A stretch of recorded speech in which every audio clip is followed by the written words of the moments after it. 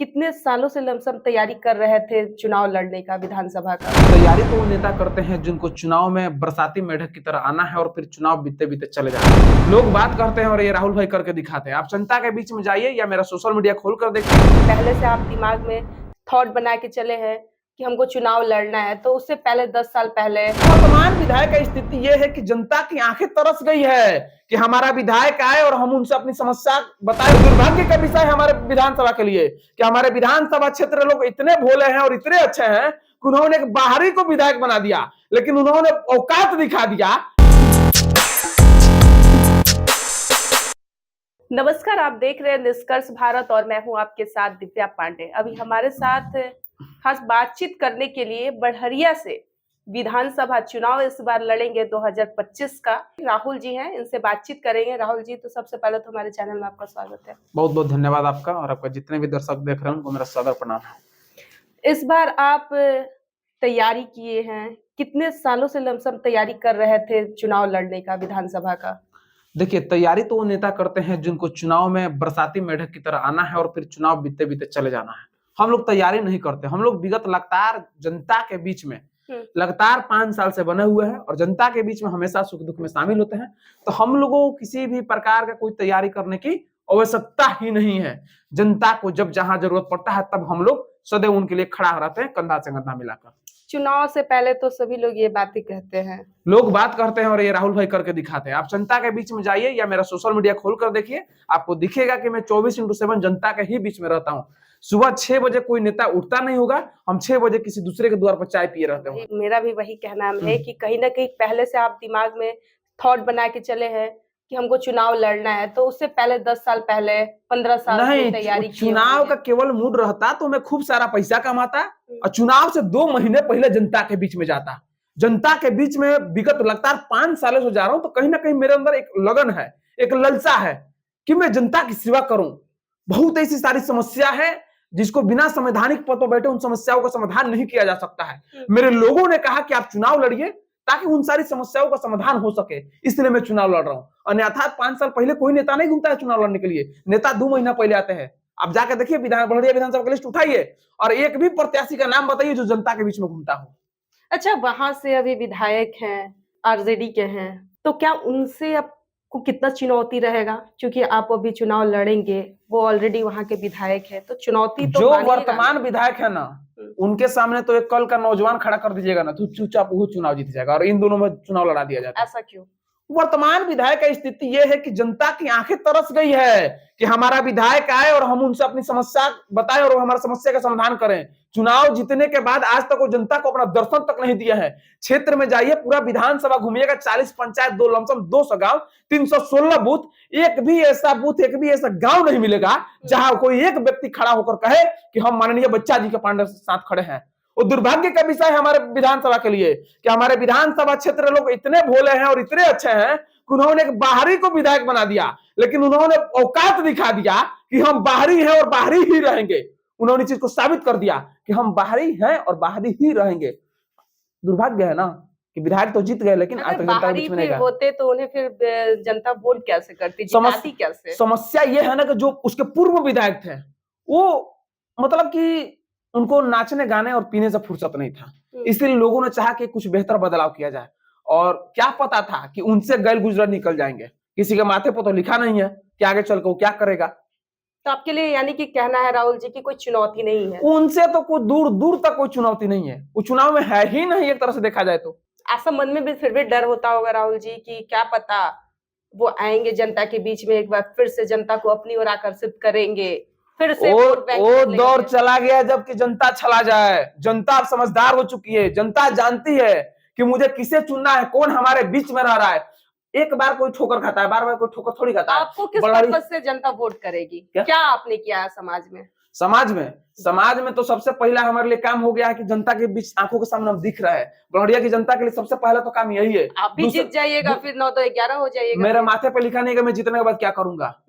मैं एक नौजवान हूं और निश्चित रूप से नया लोग आएगा तो विकास होगा। जैसे कि वर्तमान जो विधायक उनको 9 2 11 करने के बड़हरिया की जनता तैयार है, उसी प्रकार अगर मैं 5 साल के अंदर कुछ नहीं करता हूं तो निश्चित रूप से बड़हरिया की जनता को मुझे सत्ता से उखाड़ फेंकना चाहिए, निश्चित रूप से। क्योंकि बदलाव ही संसार का नियम है।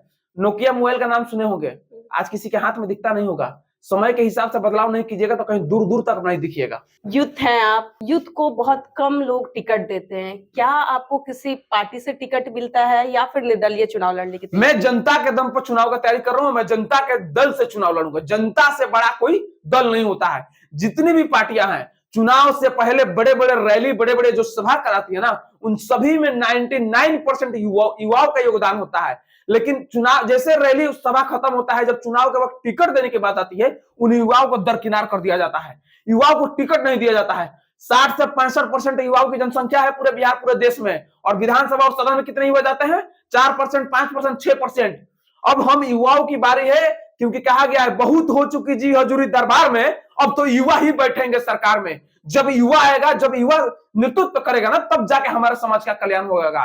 तो मैं एक नारा दिया हूं अपने क्षेत्र में कि बुजुर्गों का आशीर्वाद चाहिए, युवाओं का साथ चाहिए। युवाओं के साथ हम लोग कदम से कदम मिलाकर चलेंगे और युवाओं के साथ मिलकर इस बार बढ़िया सहित पूरे बिहार का दिशा और दशा बदलने का काम करेंगे हम लोग।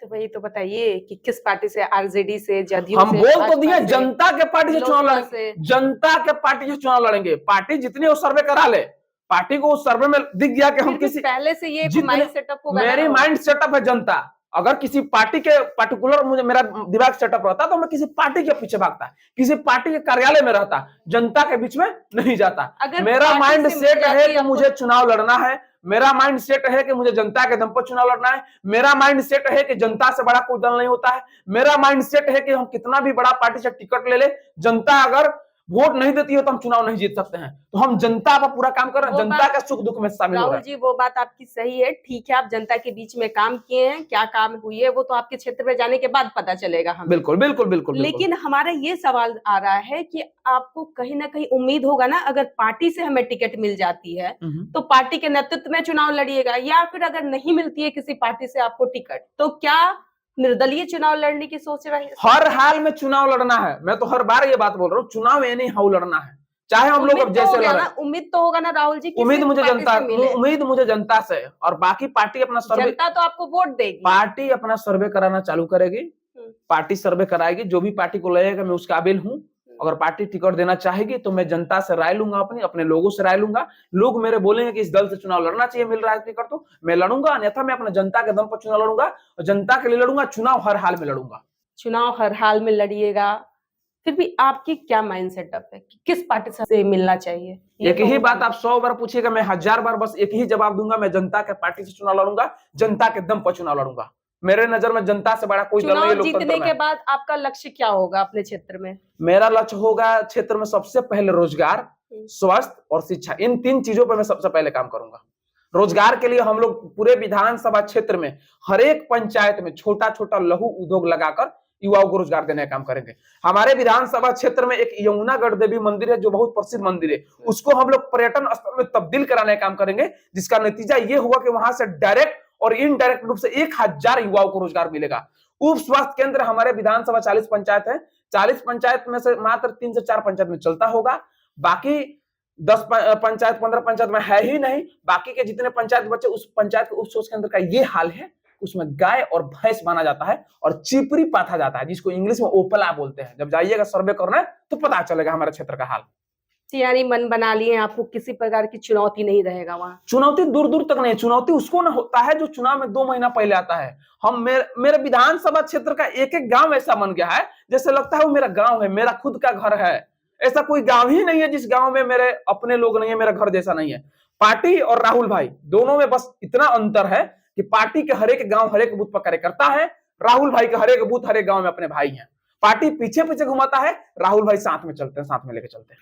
आप जिस दावे के साथ कह रहे हैं कि आरजेडी के विधायक को हराकर आप वहां के विधायक बनिएगा, जो आप काम किए हैं समाज में रहकर, तो जनता हमें वोट करेगी, वो जनता के बीच में जाके काम नहीं कर। अगर महागठबंधन की सरकार 2025 में आ जाती है, बन जाती है, तो उतना कुछ फंडिंग तो आपको मिलेगा नहीं, आप एक ही जगह सिमट के रह जाइएगा, तो फिर अब कैसे होगा? जीतने के बाद ना कोई दूसरे दल में जाता है, तो चुनाव जीतने के बाद हम अपनी जनता को इकट्ठा करेंगे। मेरी जनता जो राय देगी, जहां बोलेगी, मैं जनता के हिसाब से वहां जाऊंगा। लेकिन अगर महागठबंधन की सरकार अरे बनेगी बोल तो तो मुश्किलें कहीं ना कहीं आपकी कोई तो मुश्किल नहीं है। लोकतंत्र में जनता ही मालिक है, ऐसे कोई दावे मुश्किल के नहीं साथ आएगा। कैसे कह रहे मैं हैं दावे आप? के साथ बोल रहा हूँ, मेरी जनता जहां बोलेगी मैं वहां खड़ा हो जाऊंगा। फंड मिले ना मिले डज नॉट मैटर, मैं जनता के लिए कार्य कर रहा हूँ। मुझे पता है कहां से कैसे फंड आता है, इतना मुझे पता है। जनता जहां बोलेगी वहां मैं खड़ा हो जाऊंगा, जनता के मैं साथ हूँ। तो ये हमारे साथ राहुल जी थे, जो बड़हरिया विधानसभा क्षेत्र काफी सालों से ये प्रयास कर रहे हैं, जनता के बीच में रह के ये काम भी कर रहे हैं और समाज में इनका क्या कुछ है अब तो इनके क्षेत्र में जाने के बाद ही पता चलेगा आखिरकार ये विधानसभा क्षेत्र में कितना कुछ समाज के लिए, जनता के लिए किए हैं। लेकिन इनके दावे के साथ ये जो दावा कर रहे हैं कि हमें जनता वोट करेगी और हम जनता के बीच में रहकर उनके लिए हित के लिए काम करेंगे और चुनाव जीतेंगे, तो क्या कुछ करेंगे ये भी देखना होगा। लेकिन जिस दावे के साथ ये बात कर रहे हैं वो कुछ महीने के बाद ही पता चलेगा। कुछ महीने के बाद विधानसभा का चुनाव होने वाला है, जब रिजल्ट जारी होगा तो क्या कुछ होता है ये तो समय बताएगा। लेकिन ये चुनावी मैदान में छलांग लगा चुके हैं। अब देखना दिलचस्प होता है कि क्या आरजेडी के विधायक को ये पीछा कर सकते हैं या नहीं, या फिर आरजेडी विधायक ही वहां से एक बार जीतती है या फिर राहुल जीतते हैं। हमारे साथ बने रहे, आप लोग देख रहे थे डिस्कस भारत। धन्यवाद।